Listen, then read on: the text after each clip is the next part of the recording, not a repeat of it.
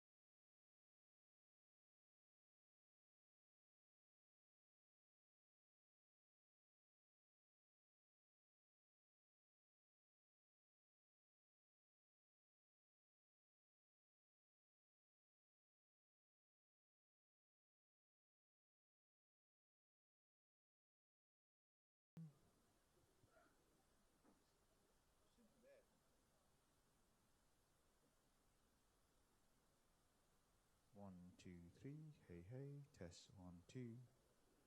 Check 1, 2, 3, hey, hey.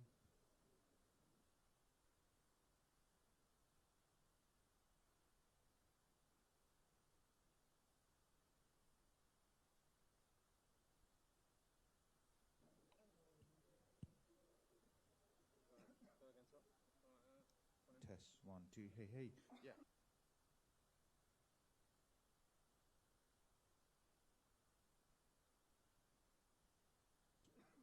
Test 1, 2, hey, hey. 1, 2. It's coming through.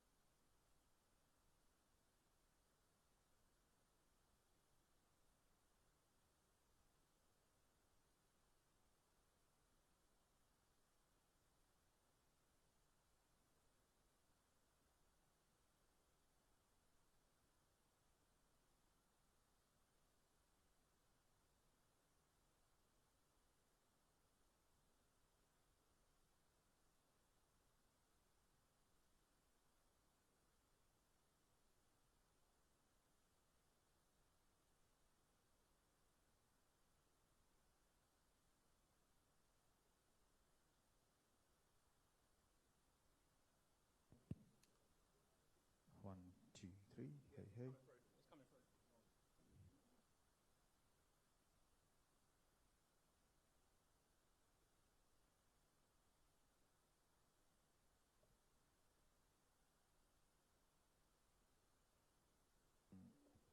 Check 1, 2, 3, test, hey, hey. 1, 2, 3.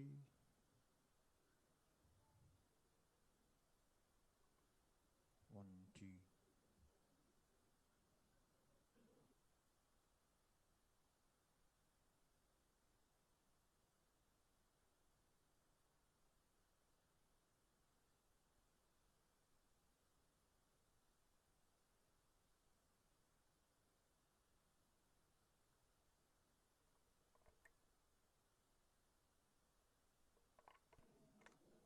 Test 1, 2, hey, hey. 1, 2. We're getting that. Yeah. Right, okay.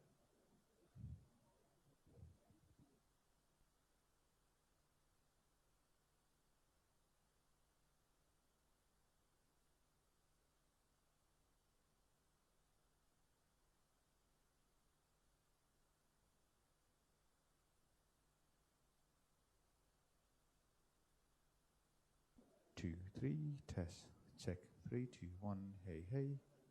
This is just a mic test. 3, 2, 1. Mic test. 3, 2, 1, test. I know it.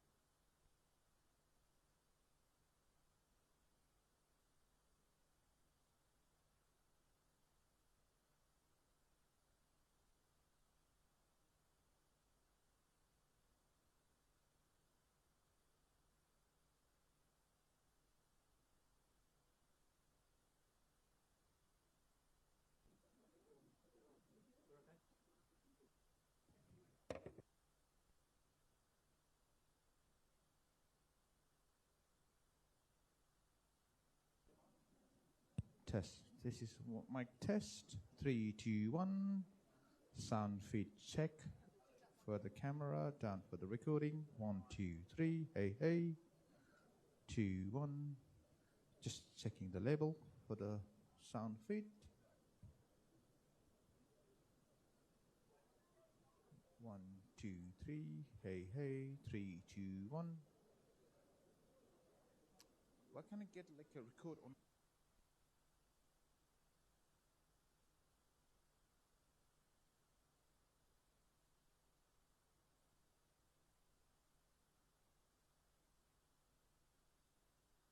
One, two, three.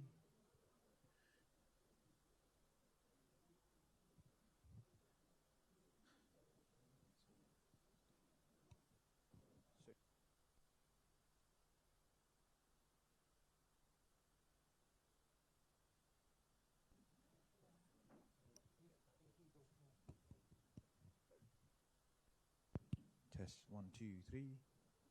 2, 1, test. Hey, hey. 3, 2, 1.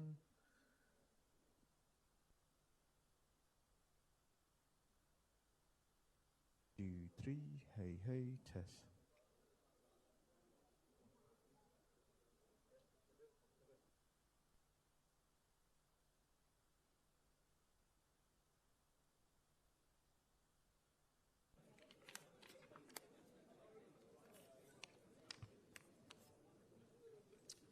Thank you. Good morning, everybody, and welcome to Chartered Accountants Hall, the home of ICAW.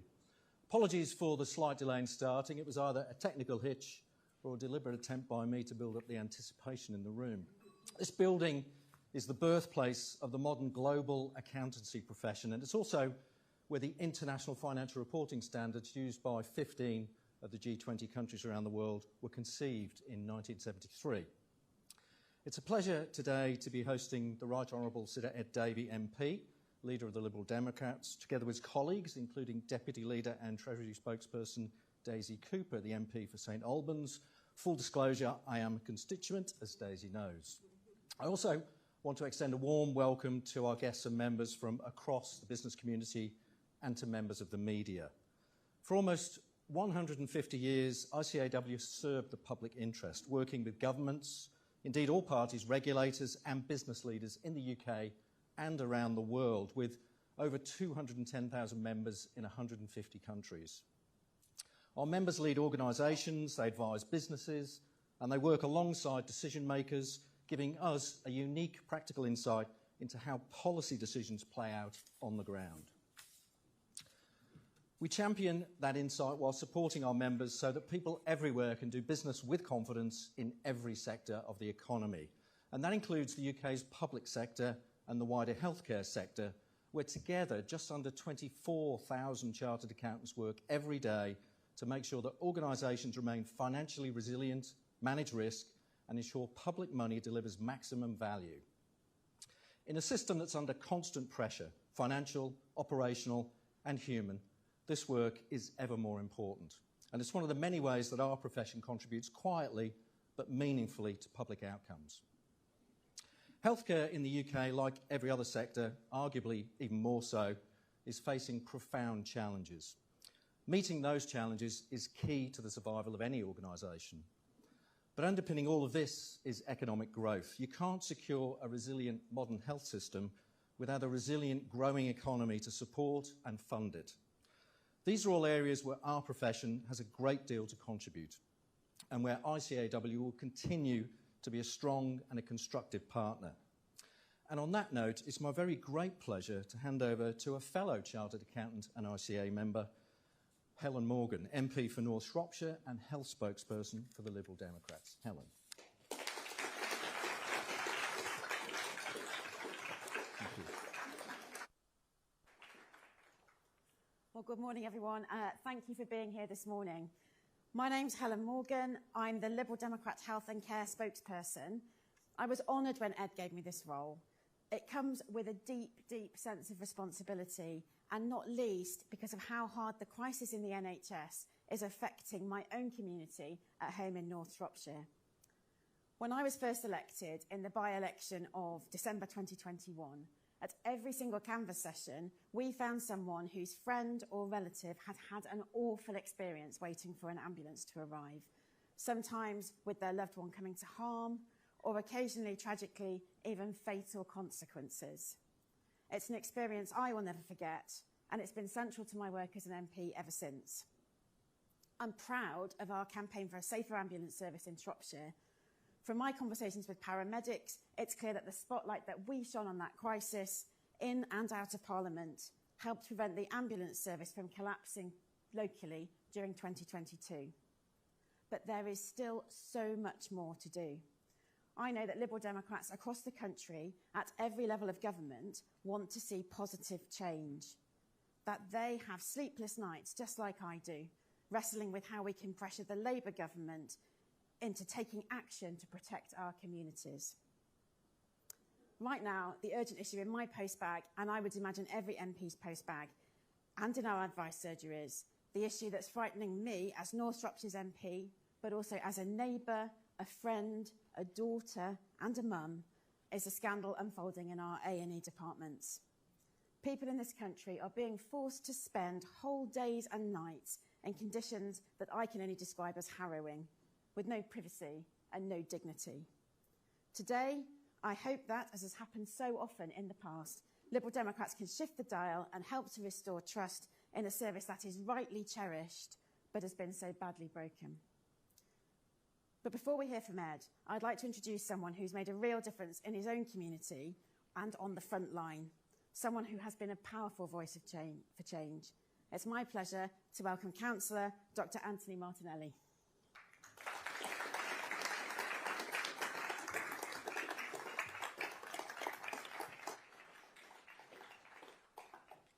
Thank you. My name is Anthony Martinelli, and I work as a hospital doctor in the East of England. In fact, in about 10 minutes' time, I will be heading back up to Cambridge to start my shift running medical admissions in the city. Since I started this job in 2014, a lot has changed. New treatments and ways of providing care are allowing us to do more for our patients all of the time. However, unfortunately, the changes have not all been positive. 10 years ago, it would have been unthinkable to be caring for patients in corridors as a matter of routine. Yet in 2026, that is the situation we face every day at work. Hospitals across the country are so full that we cannot find enough cubicles to get through the day. We are taking histories in corridors, breaking bad news in repurposed cupboards, and trying our best to auscultate for pneumonia in crowded waiting rooms. Now, the winter is always particularly challenging, but corridor care is now a year-round phenomenon. And don't take my word for it. A Royal College of Physicians survey last year found that nearly 3 in 5 of their members were delivering care in these so-called temporary environments during the summer months. This has now become so normalised that the emergency department track board in my hospital doesn't just list bays A, B, and C, but corridors 1, 2, and 3. As doctors, it is soul-destroying to work in a dysfunctional system where we cannot provide the high-quality care our patients deserve. It can be physically uncomfortable to work in these spaces, and it is much more difficult to do even the basics like maintain confidentiality when you have dividers somehow even less soundproof than the standard issue NHS curtain between patients. It also drives a vicious cycle of inefficiency. Looking after patients in these temporary environments means we cannot get the investigations and treatment sorted as quickly. It means patients get stuck and it stops them from going home. This in turn drives further crowding at the front door. For many doctors, having to work in these conditions is a push towards leaving the profession altogether. However, clearly the most important impact is on patients. At a basic level, it can rob patients of their dignity. Can you imagine being told a CT scan shows you might have cancer in a corridor? At its worst, corridor care is dangerous. We know that the long waits driving this are associated with an increased risk of death. None of what I am saying will be news to anyone with experience of the NHS. Our profession has been clear over and over again about the increasingly difficult and dangerous environment, but frustratingly little progress is being made. Doctors and patients are crying out for political leadership, and it does not seem forthcoming from the Secretary of State. We need a plan that tackles the root causes, social care and hospital capacity, to get patients out of corridors, into proper beds, and home again. That's why it's been so refreshing to hear the focus on this from the Liberal Democrats in Parliament. Ed Davey and Helen Morgan have been leading the charge. Time and time again, they have uncovered the scale of damage and challenged the Prime Minister to meet this moment with the ambition patients need and deserve. Whilst others have turned a blind eye to the reality of our NHS, it has been Liberal Democrat calls to tackle the collapse in social care, to invest in extra hospital beds, and for this crisis to be treated as a national emergency that has put pressure on the government and given patients a voice. It therefore gives me great pleasure to be here today and to welcome Ed Davey, Liberal Democrat leader and a powerful advocate for our NHS. Thank you.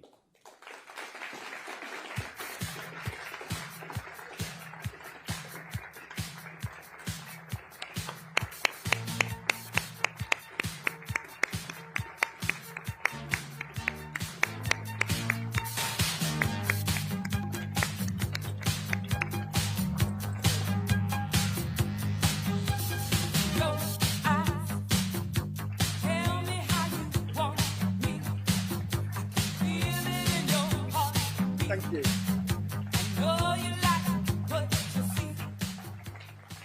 Thank you very much, everybody. And can I say thank you to Anthony?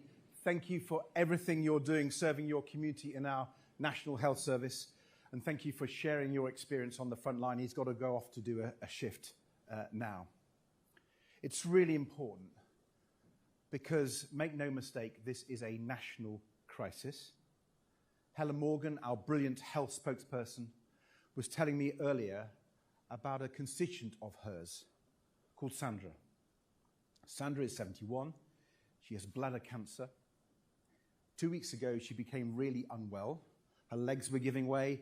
Her family took her into Shrewsbury A&E after being told no ambulance was coming. Sandra was there for 31 hours before she even got a bed. 2 hours on a trolley, the rest sitting in a chair. 31 hours for a 71-year-old with bladder cancer. And Sandra isn't alone. Right now, in the corridors of A&E departments across the country, there are thousands of people, sick or injured, lying on trolleys or waiting on plastic chairs.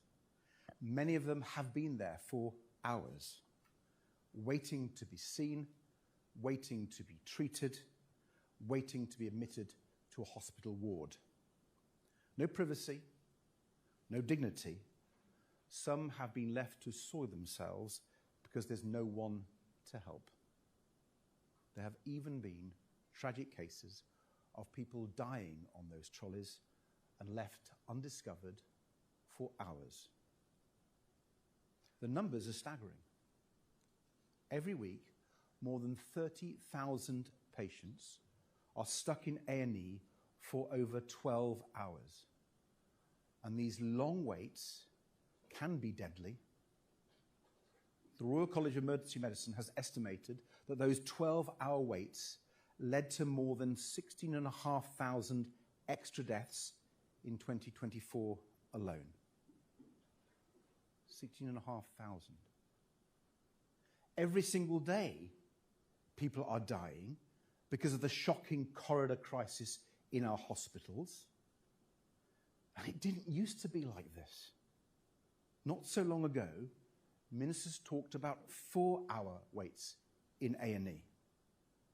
Now, I disagree with Tony Blair on a lot of things, but he knew those waits were unacceptable. And to his credit, his Labour government brought them down. Not so long ago, the idea of waiting over 12 hours in A&E was almost unthinkable. Now, there should be a graph coming up here. Just look at the graph. It's actually shocking. In November 2015, right at the end, just 29 patients waited more than 12 hours between a decision to admit them and actually being admitted.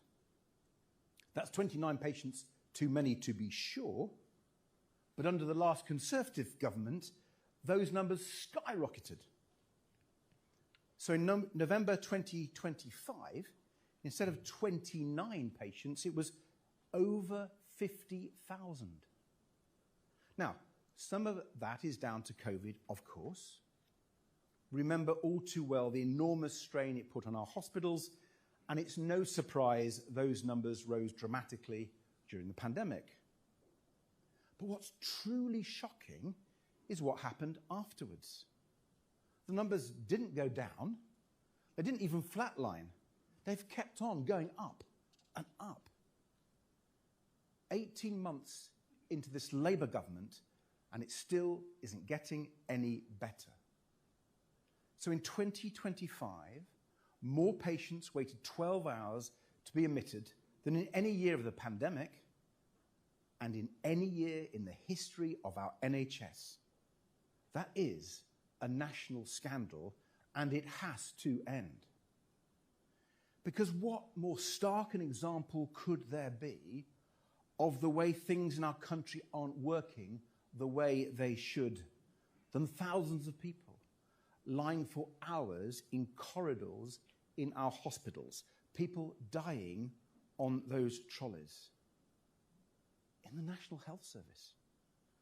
The NHS, one of the United Kingdom's greatest inventions, one of the things that makes us proudest to be British. It used to be the envy of the world, and we need to make it the jewel in our crown once more. This deadly corridor crisis isn't befitting of the heroic doctors, nurses, and other health professionals who work in our NHS. It's not what we expect from our NHS, and it's not what we pay our hard-earned money in taxes to fund our NHS for. So no wonder people are angry when this is the treatment they get, when they have to wait for hours in pain and distress, or see their loved one cramped in on a trolley somewhere, not getting the care that they need. No wonder people were so furious with the Conservative Party for plunging the NHS into this crisis. And no wonder they are so fed up with Labour, not only for failing to fix it, but actually letting things get worse on their watch. No wonder people look at how badly both those old parties have let them down and think politics doesn't work for them. No wonder people want change, real change. That's why I'm talking about this today. Because if we don't show that we can change things, if we can't fix this crisis, that's when the populists and the extremists will take advantage. Not because they can fix it. Of course they can't. They're not even interested in fixing it. But because populists feed off disillusionment. They thrive when people simply don't believe that any government of any party can really make their lives better. So we have to show we can. We have to offer hope. And only the Liberal Democrats can do that. The Conservatives can't. They caused this crisis in the first place, and they have literally nothing to say about it now. Sadly, Labour have shown they can't either. And now they're too busy fighting over the keys to number 10 to fix our NHS. And reform. Don't make me laugh. Nigel Farage doesn't care about the NHS. He still hasn't mentioned it once in the House of Commons, although he's not actually there that often, so that might be why. But he hasn't said the word hospitals once. But we know what he wants to do, don't we? We know what his plan is, even if he's now too smart to say it out loud. He wants to privatise the NHS, replace it with an American-style insurance system, a system where every year in the US, almost 500,000 people go bankrupt because of their medical bills. That is Trump's America. Don't let it become Farage's Britain. So yes, only the Liberal Democrats are facing up to this emergency care crisis, not only in England, after years of Conservative neglect and now Labour failure, but also in Scotland under the SNP and Wales under Labour, where their governments have plunged the NHS into crisis too. Only the Liberal Democrats are offering real solutions. That starts with being clear about what's causing the problem. First, too many people are being forced to go into A&E in the first place because they can't see a GP in their community. That's why we put forward a fully costed plan to guarantee everyone a GP appointment within 7 days or within 24 hours if it's urgent. We campaigned on it at the last election, and we are still pressing the government to adopt it now. And then, too many people are stuck in hospital long after they are well enough to leave. Right now, there are more than 12,000 people stuck in hospital beds, well enough to be discharged, but without the care in place for them to leave. GPs and care. Crucial parts of the solution, but both areas that Labour have badly neglected. They've hit GP practices with a national insurance hike, and we now have the absurd situation where GP registrars can't find a job when they finish their training. And on care, Keir Starmer and Wes Streeting have simply decided to put in the too difficult box and not even try to fix it for another decade.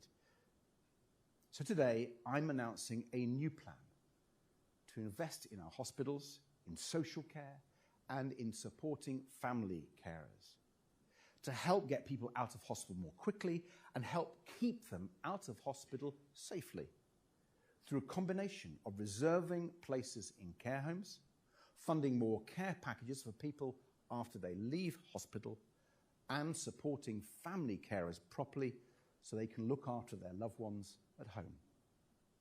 Like helping carers to make sure their loved ones are taking the right dose of their medicines after they leave hospital. Something that has been proven to help stop people going back into hospital and saves the NHS money. A real obvious thing to do if ministers actually thought about carers and valued them properly. Altogether, our package would make 6,000 extra hospital beds available to finally end the corridor crisis in A&E this year. And before you ask, it is fully costed and fully funded. How? By scrapping the government's plan to hand an extra £3 billion a year to pharmaceutical giants to appease Donald Trump. That is a terrible deal for Britain, a terrible deal for taxpayers, and a terrible deal for our NHS. The government should finally stand up to Trump, reject his demands, and invest that money in hospitals and in care. To pull our NHS out of this crisis and make it the incredible, world-beating health service we all know it can be. With the package we are calling for today, the government could put an end to 12-hour A&E waits altogether. It can be done by the end of the year, so that this is the last winter we see a corridor crisis like this. And so we are also calling for a new law to end 12-hour waits enshrined in the NHS Constitution and a legal duty on the Health Secretary to deliver it. Not just vague promises, but action and accountability. Never again should a single person have to watch their loved one die on a trolley in a hospital corridor. Never again. Now that is the kind of real change our country needs. And that is the kind of change the Liberal Democrats will keep fighting for. And today we've made a plan for others to take up. Thank you.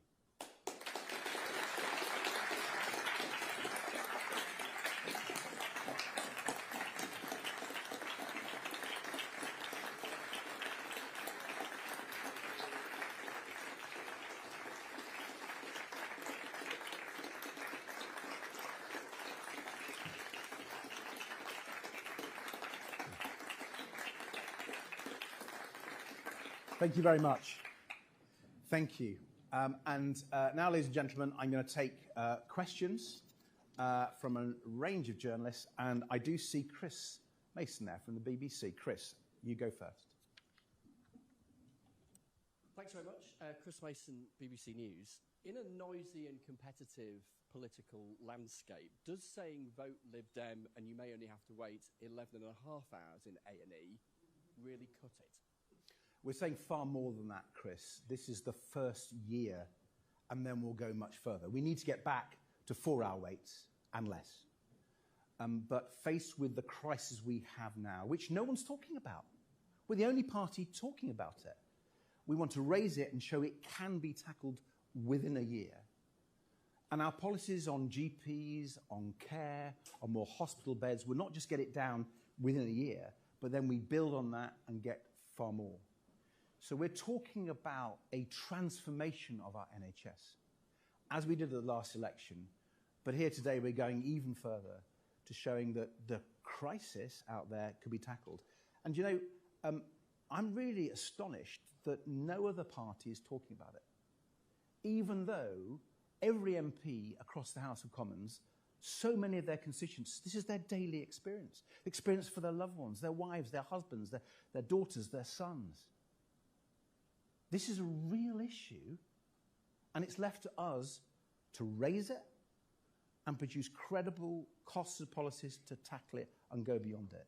So yes, I think this is the right thing to do, and therefore I hope people will see that Britain does have a party that cares about people and their families and has a plan to sort it out. And they don't have to go off to the extremes that won't help them at all.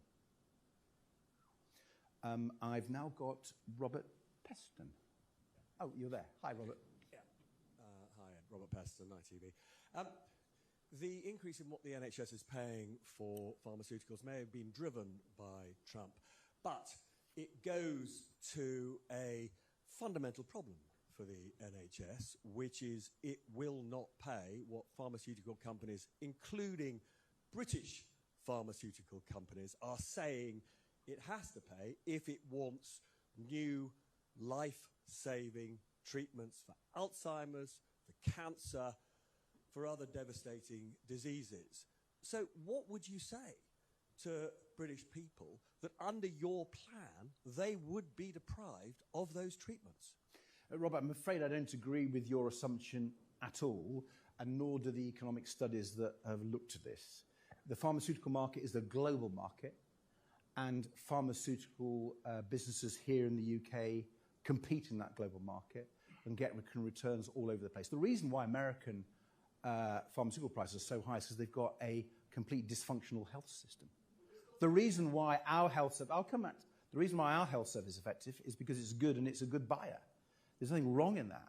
The real barriers, as the economic studies show, Robert, to pharmaceutical companies isn't the price, it's actually the regulatory hurdles so they can get the drugs produced more quickly. They've got a lot worse.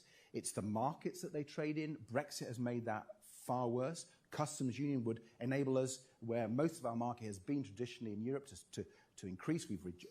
Our pharmaceutical companies have lost trade in Europe thanks to Brexit. And crucially, what pharmaceutical companies want is talent. And the UK has traditionally been really good at that with our fantastic life sciences. We have policies to invest in those life sciences, which the pharmaceutical companies really like.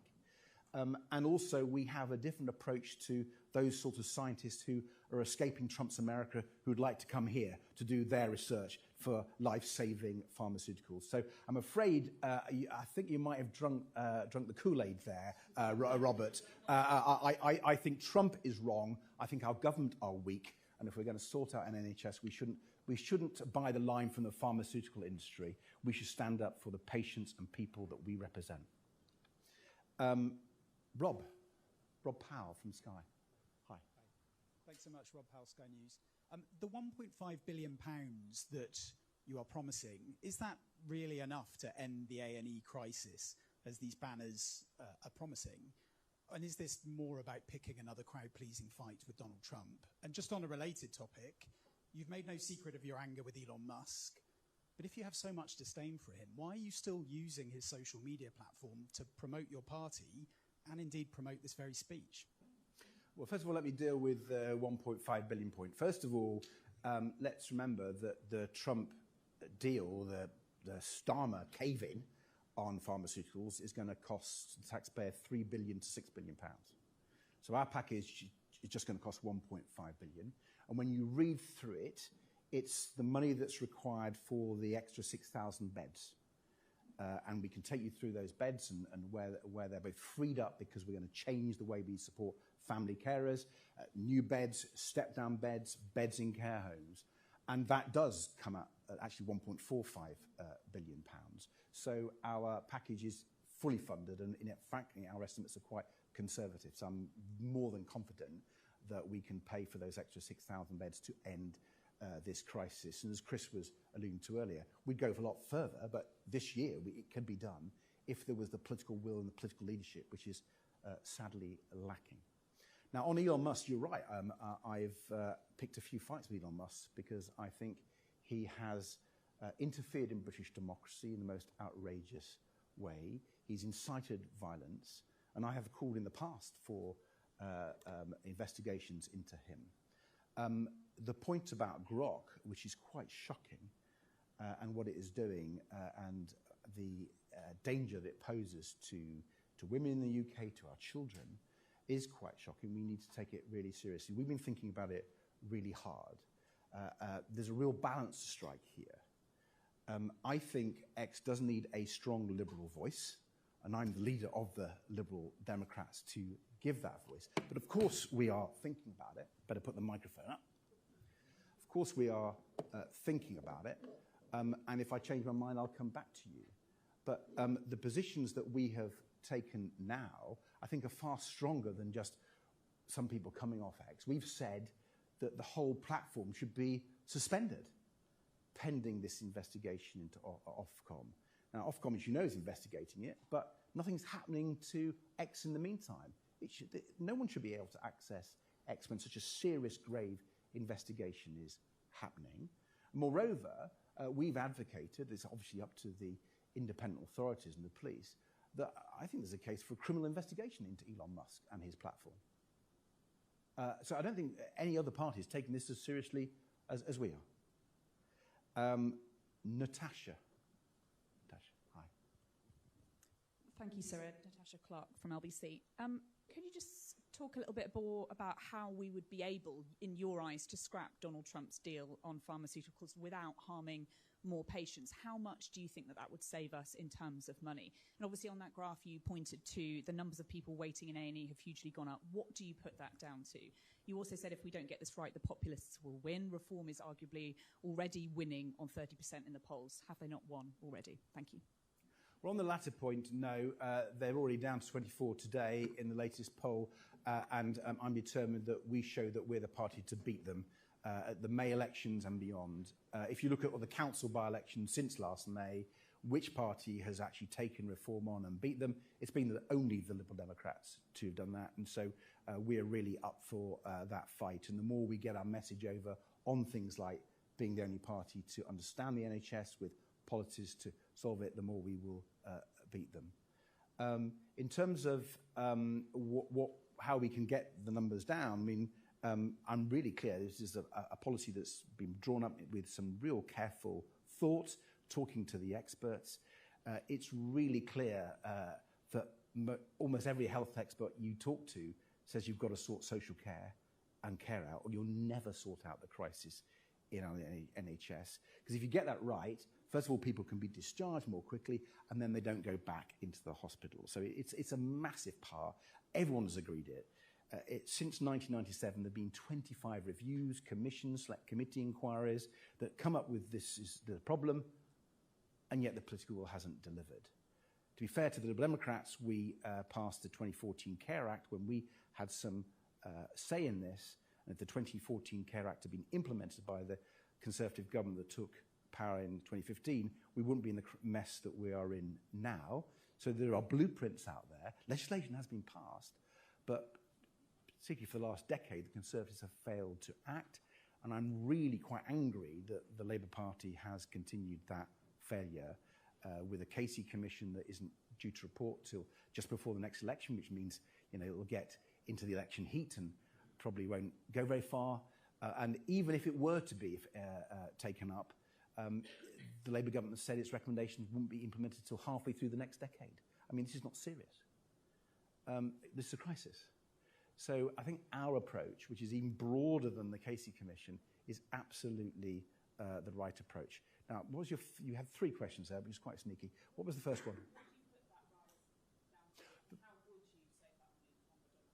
Okay. Well, the rise is that, first of all, more people are going to A&E because they can't get an appointment with the GP, which I talked about, and the need to expand the number of GPs. If we'd had this conversation 3 or 4 years ago, there weren't enough medical graduates coming out, and we needed to train more. And to be fair to the last government, they're training more, and there are more people coming out, but there's a problem with unemployed GP registrars, unemployed medical students who are ready to go into training to be GPs, but the primary care sector can't employ them because Labour's not made it a priority. So helping people get GP appointments rather than going A&E is one part of it. The other is the care part of it that I talked about. And to talk seriously about that, you have to talk about the beds, because there are all these people on trolleys or chairs in the corridors. I mean, go to your local A&E. And I would really ask everyone from the media here, please go out to your A&E. Go and see what's happening. I mean, it is really quite astonishing. It's never happened before, not in my lifetime. And it's the untold crisis in the health service, in the public sector, and the failure of this government to tackle it. So it's there to see we have some practical problems. To Trump money, let's come to the Trump money. Well, the way the deal would work is that the prices that the NHS pay for drugs, the price tariff, would be increased to give American pharmaceutical giants more money. We just don't do that. Now, obviously, there might be a reaction from the White House. Bring it on. One thing I've been saying for some time now is the only way you stand up to Trump is by showing you have alternatives. A year ago, the speech that I'm making now was a speech I made on the customs union. And I said that faced with the incoming President Trump, I made the speech a week before his inauguration, that we needed to prepare for that. And the best way to do that was to rebuild our trading relationship with our nearest partners. I have to say, I think that speech has stood the test of time. And more people are talking about it. Again, an example of Liberal Democrats leading the way on not just the economy, how to get growth and reduce the cost of living, but also how we stand up to the biggest threat to our world, Donald Trump. And so you create these alternatives. And to bring it back to pharmaceuticals, most of our pharmaceutical exports go to Europe. It's been our biggest trading partner in pharmaceuticals by far. Brexit has created hurdles for the development of new drugs. It's now 4 times more costly to develop a drug thanks to Brexit. Well done, Conservative Party, helped by Nigel Farage.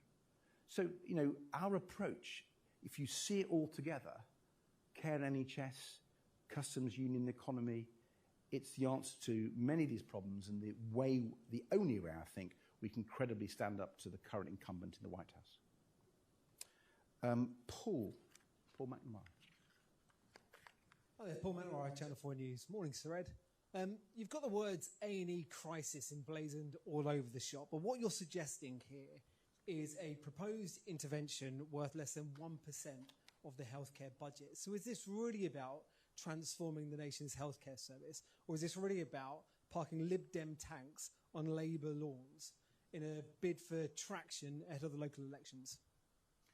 It's about showing we understand the daily experience of people out there that's not been covered enough in our media. It's about the pain and distress that people are feeling in every hospital and A&E across the country.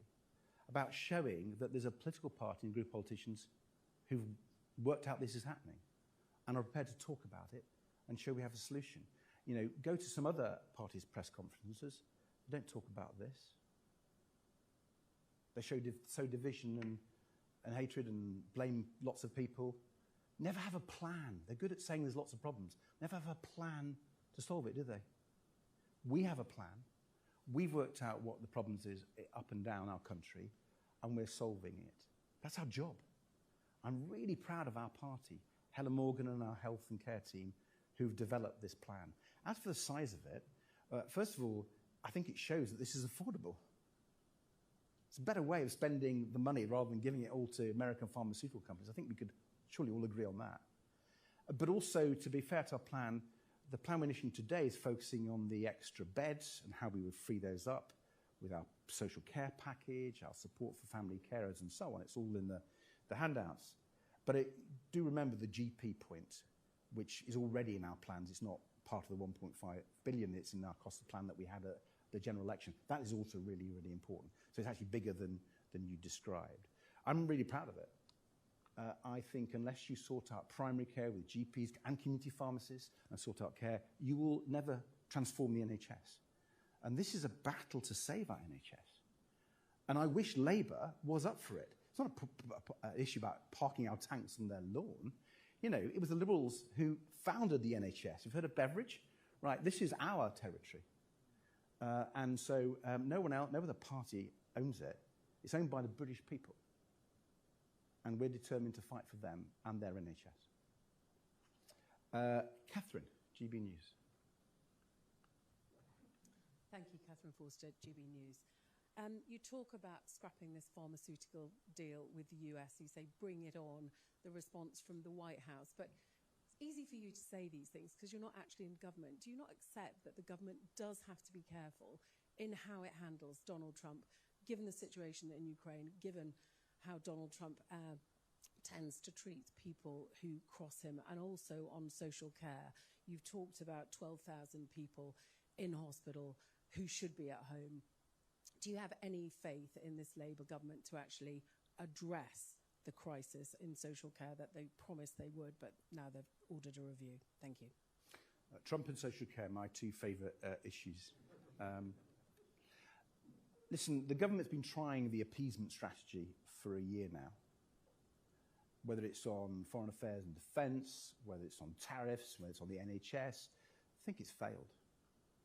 I predicted it would, by the way, so we've been arguing that the way you deal with the bullies, you stand up to them, not appease them. I had hoped I'd be wrong, to be honest. I had hoped the Prime Minister would prove me wrong and, you know, we'd sort it out and Trump would somehow give in. Well, he's not, has he? In fact, he's got worse and worse. And I don't think, to be honest, the Prime Minister's got very much out of his acquiescence to Trump. Not just the fact that it's going to cost our NHS so much money, which could be deployed elsewhere to solve real problems for people, but even the trade deal, you know, most of which hasn't even been signed and fully agreed yet. And you know, we'll see what happens with American support for Ukraine. We very much hope we can get a peace deal which guarantees security for Ukraine, but I'm not even convinced there. You know, and the issue of the day is I guess, is on Iran.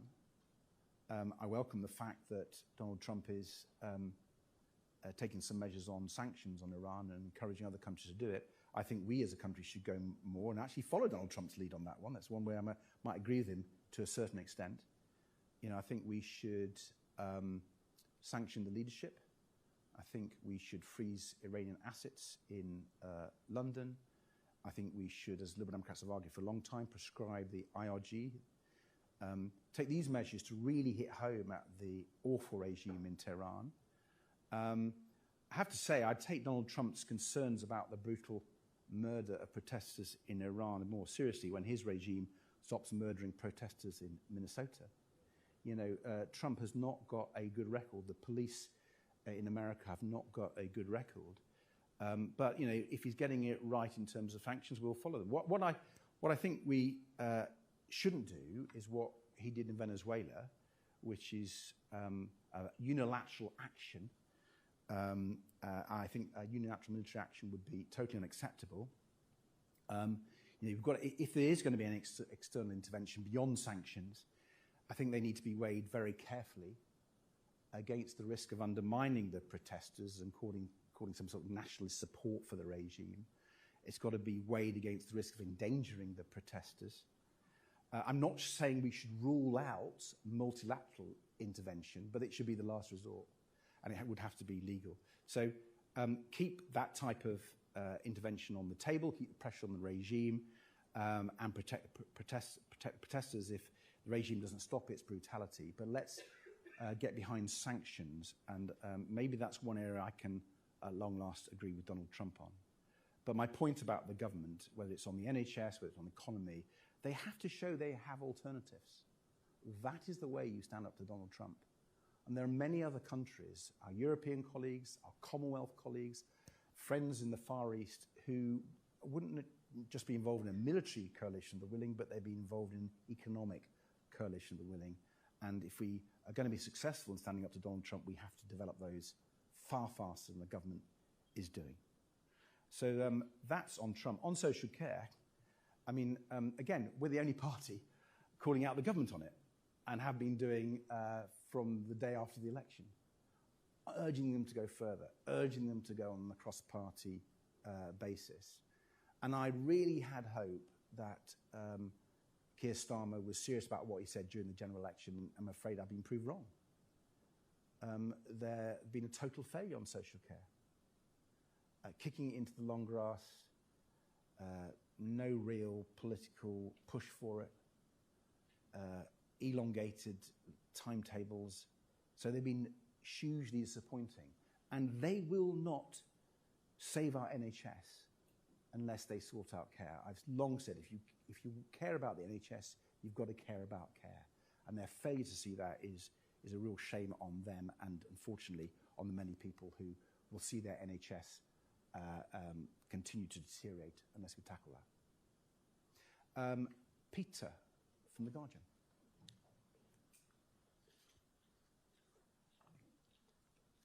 Hi, Ed. When you, after the last general election, you said that you were hoping to work in a constructive way with the Labour government, you know, to oppose them where needed, but work with them where possible. With your comments about social care, has that basically looked like it's not possible? You're going to have to take a more openly oppositional stance to them. And on that, you know, this year is going to be an incredibly important year for you. You've got the local elections taking place. Some of your MPs privately say that they think the party's doing a good job, but not enough people know what you are in a positive sense, that they say, you know, you get a lot of votes from people who don't like Labour, don't like Tories. Do you think before May you have to do enough in a perhaps slightly bolder way to define what the party is and what it does away from your safe grounds of health, sewage, bashing Trump? And if so, are you the person to do it? First, let's deal with the Labour Party and our approach to them. I mean, I believe in trying to be constructive in putting forward our case, whoever's in power. And I particularly wanted to be constructive with the new government that said it wanted to do sorts of things that we wanted to do. So we absolutely gave it some room. And in my tone and the approach, tried to push them, whether it's on social care, on Europe, or on Trump. I've just been so disappointed. I know, talking to my colleagues, we've been really, really disappointed by Labour's failure.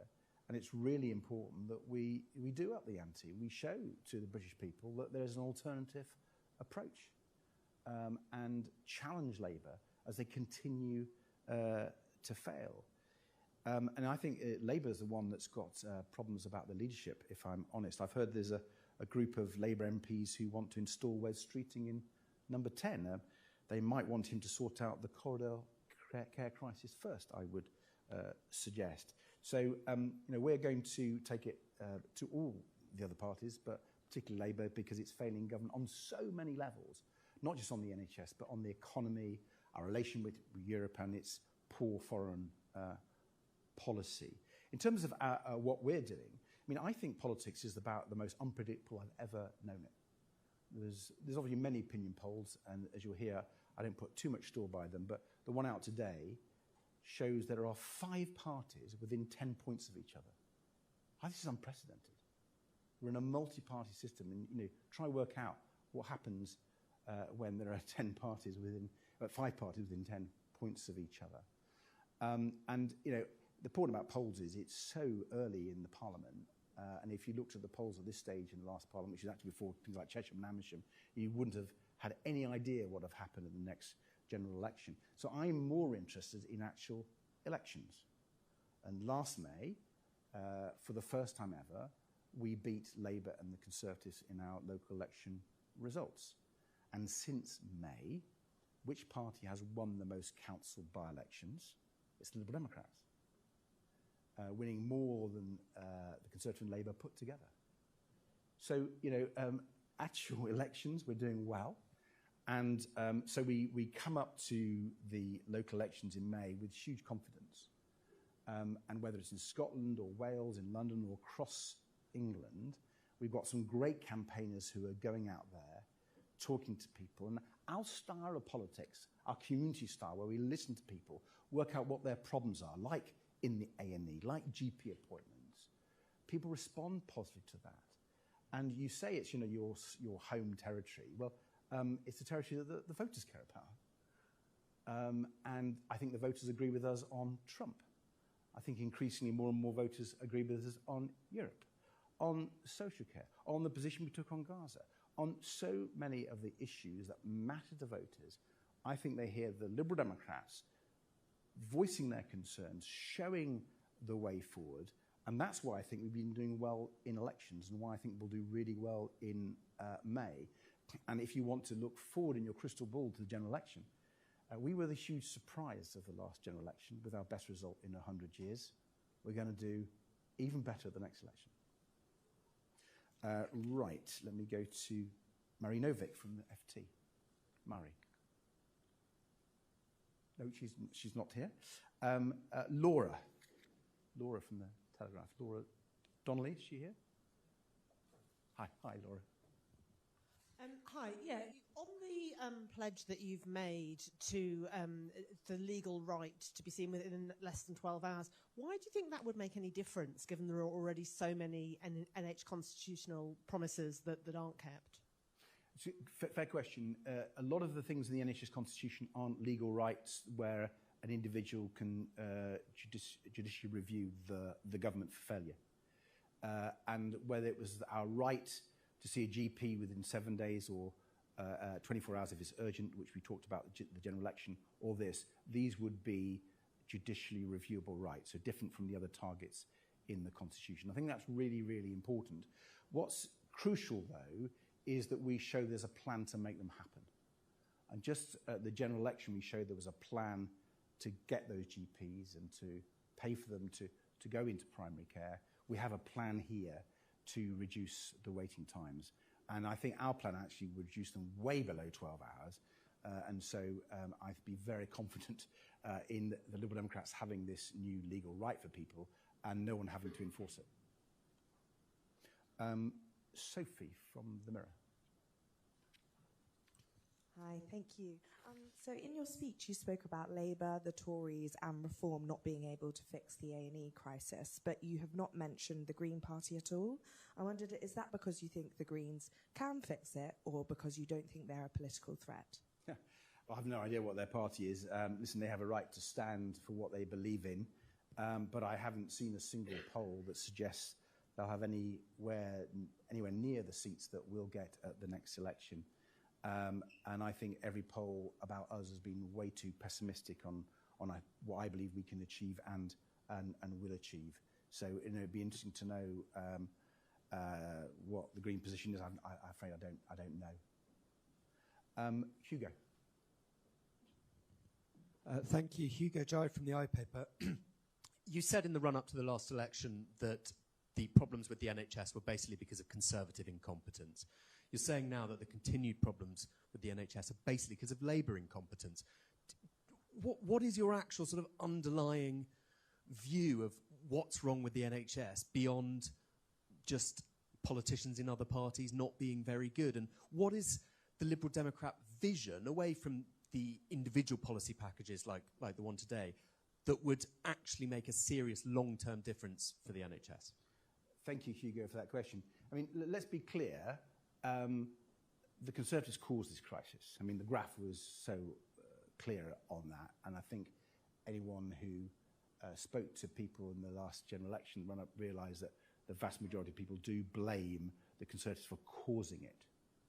But we had expected, people voted for the change to deliver an NHS that didn't have these problems. And what we're pointing out today, 18 months into a Labour government, they have failed. In fact, if anything, things have got worse on their watch. That is just describing the situation. But you make a fair point. So what is your solution? What is your vision for the NHS? Well, I think we've set out really clearly at the general election. I've set it out today. It's very consistent with that. We want to sort out primary care so people don't have to go into hospital. We want to sort out social care and helping family carers so people can get out of hospital more quickly and don't return to hospital. That is the package. I think the vast majority of experts realise it's the right thing. And I think it's a transformative vision of the NHS and care. And I've argued for a long time that the way to have a vision for improving our NHS is to focus on care. I've talked about my own personal story. I've written a book, Why I Care and Why Care Matters. I'm sure you've read it, Hugo. And it sets out a very detailed programme for how not sorting out care has caused many of the problems of our NHS. And if we sort out care, it would be transformed. And by the way, you don't have to take my word for it. You can talk to the experts. You can go to other countries where they've done the sorts of things I'm talking about, and they have a much better health system as a result. So what we will be talking about of the next general election will be a change agenda, real hope for people that things can get better. And it's really important there's a party that does that. Noah from the Politico. Thank you very much. You've highlighted the devastating situation inside the NHS. In those circumstances, how safely do you think an assisted dying service can be provided? And how would the Liberal Democrats provide the resources to fund it should the bill become law? Thank you. Well, as you know, it's a individual vote. It's a free vote. We don't have a party line. I personally voted against the assisted dying bill, though many of my colleagues didn't. I think the real issue at the moment is what the Lords are doing. And I think it's quite outrageous that there seems to be members of the House of Lords who are trying to kill the bill. And I say that as an opponent of the bill. But it's the democratic right of the House of Commons to pass bad law, if it wants to. And the majority of the colleagues can pass it, and I know we'd have some good discussions amongst my friends here today. But the House of Lords should not get in the way. So let's see what happens. Let's see if it does become law. I think it must come back to the Commons. Let's properly scrutinise, but it must come back so the Commons can have the final say. And then we'll see what the implications are for the NHS. But I think the real issue on that bill is the danger of a democratic outrage. Martina. Thank you, Sir Ed. Martina Bett from The Sun. The BMA is reballoting its members for 6 months of further strike action. If you were in government, how would you solve this? Would you give them the pay rise they're calling for? And in relation to the bill being introduced today, which would give young British doctors priority for training over international applicants, do you back it? Well, first of all, noise is off there. First of all, I am really worried about this potential new strike. It is the last thing the NHS needs, and I would join calls cross-party to urge doctors voting in that ballot to vote not to strike. I know they care about their patients, but I hope by listening to some of our ideas that will reassure them that there is hope for the NHS. Because when you talk to them, actually for some of them it isn't about pay, it's about the whole of the NHS. And they fear that the sorts of things that we're advocating aren't being delivered by the government. And they don't want to work in an NHS that is failing. They don't want to work in hospitals where corridor care has become the norm. They don't want to work in an NHS where people can't see their GPs. So I think the package we're offering, actually, it may not go into their pay packets, but I think it goes to many of their concerns. It certainly goes to the concerns of our constituents who we are elected to represent. So I really hope that ballot doesn't succeed, and I hope that the government picks up our ideas, because our ideas are not only best for the NHS, but I think they would change the view. On medical graduates and who should work in the NHS, the key thing is enabling people trained in our country, where we spent tens of thousands of pounds to get jobs in our country. And it is a scandal that there are GP registrars who've done their training who can't get jobs. They want to be GPs in our country, and they can't be. So that's the issue. You can look at other issues, but the real issue that I hope colleagues will really focus the minds of voters on is, where is the money to employ these people? The Conservative government starved the primary care sector from it. Labour is doing that. And so we have lots of these doctors who want to be GPs, want to work in the NHS, and they're not being allowed to. That is a scandal, and that is something that we alone are addressing. Now I have Fiona MacDonald.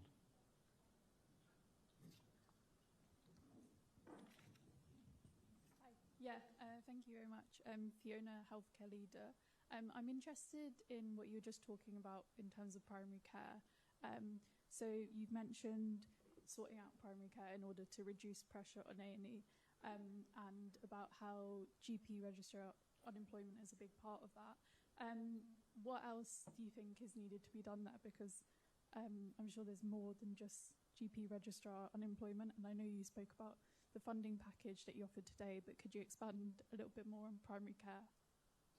Yeah, I mean, if you go back to our general election manifesto, we had an awful lot to say how we would get more GPs in, because although there are unemployed GPs who, if we funded GP practices properly, could go and work, the question is, will there be enough over the next few years? We calculated, getting expert evidence, we needed 6,000 extra GPs, and then going further than that. And even if you employed all the unemployed ones and coming out of medical school, you'd probably fall short. So you would go back to our package at the last election, where we set out in detail how we'd, try and attract people who'd left and retired back in, try to make sure people didn't go to other countries and stayed in the UK, and so on. So expanding the GP workforce remains absolutely critical to reviving the primary care sector. I'm also a big fan, though, of the work of community pharmacists.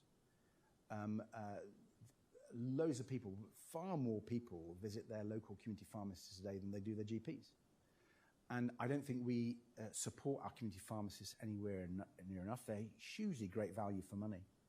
And they would take a lot of pressure off GPs and the hospitals. So our approach on primary care isn't just GPs, although obviously that's pretty fundamental. It goes wider than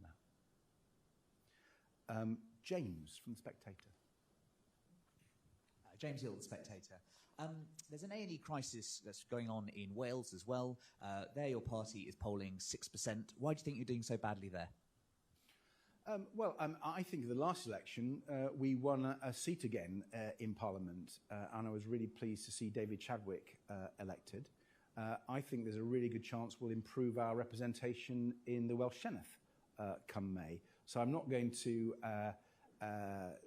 go beyond that, but I think we are actually improving in Wales in our standing.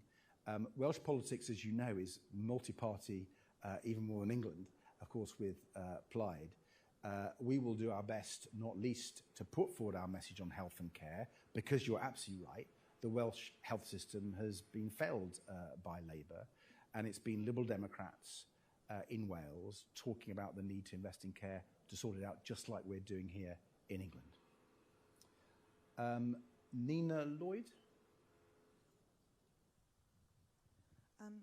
Thanks, Ed. You said earlier your long-term goal would be to return to 4 hours max for A&E waits. How long should people expect that to take under your plans? Could it be done over the course of a parliament? I'd certainly hope it could be. I think you've got to put this package in place first, see how that delivers. I'm absolutely convinced it will deliver get rid of 12-hour waits. I think it will do a lot more. So it would just be a focus of ours. I mean, if you talk to people, patients, and indeed NHS staff, what do they say they want most? They want to see their GP when they need a GP. So we've got to tackle that. They want to know that if they go to A&E, that they will be seen relatively quickly.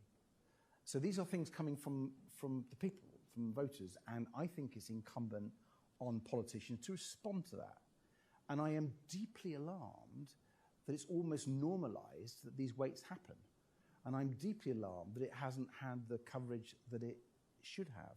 So we'll start by getting rid of corridor care. We'll get waits way below 12 hours, and then we'll move on and improve that. I said in my speech, I mean, Tony Blair and New Labour were right to say we needed to get waits down to 4 hours, and by and large, they managed to achieve that. I mean, they regularly hit I think it was the 95% target that they had. Now, I think the target was reduced to under 80%, and it's regularly missed. So that's the scale of how far backwards the health service has gone under the Conservatives and now Labour. I now have Oliver from Politics UK. Thank you. The government is reportedly considering joining Australia in banning social media for under 16s. The Tories have already pledged to do the same. You've talked about issuing health warnings on social media apps previously. However, in light of the X fiasco, what is stopping you from pushing for a total ban outright? Thank you. Look, as a parent, I'm really worried about this. And I think anyone who's looked at the evidence knows that this is a debate we absolutely have to face up to. Social media is really harmful to children. I'm particularly worried, obviously, about its impact on their education, on their mental health. And I think there's no doubt that we're going to have to put some sort of ban in place to keep them safe. So no doubt about that. The question is, how do you do that? We're looking at this really, really carefully. I've seen some other proposals from other parties. There's a danger that they will have some unintended consequences. So I'm really worried that the idea we've heard from the Conservatives is that GCSE pupils will end up being banned from Wikipedia. Now, that doesn't make sense, right? So we need to look at this. The health of our children is so important. We're happy to work with other parties on it. I think ideally it is across a party. We need to study what's happened in Australia. This is absolutely the direction of travel. But let's get it right, because I think banning GCSE children from going to Wikipedia is a bit bonkers, frankly. Kate from Huffington Post. Good morning, Kate Nicholson from HuffPost. So Keir Starmer's been criticised for not taking a strong enough line over Trump's threats to Greenland. What would you rather he did, bearing in mind that NATO's future could also be at risk with this dispute?